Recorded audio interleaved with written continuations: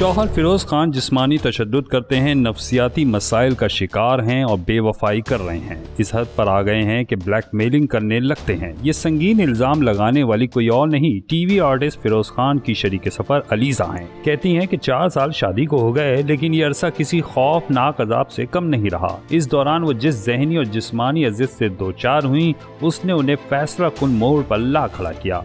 ELISA के मुताबिक वो सारी जिंदगी इस खौफनाक अजाब से दो चार रहकर नहीं गुजार सकती।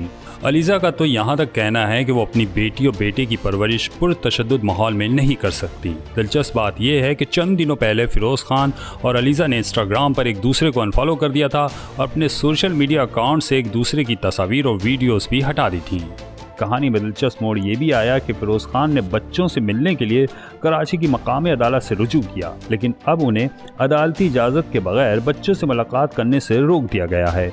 समाअत में अलीजा ने ये मुद्दा उठाया कि वो गुलिस्तान जौहर में रहती हैं, बच्चों को रोज़ डिफेंस के स्कूल कैसे ले जाएं, जिस पर फिरोज खान का कहना था कि वो बच्चों का खर्चा अदा कर रहे हैं। स्कूल में दाखिला दिलवा दिया, मगर अलीजा स्कूल नहीं भेज रही। अदालत ने समाअत 2 हफ्ते तक मुलतवी करते हुए अलीजा से जवाब तलब कर लिया है।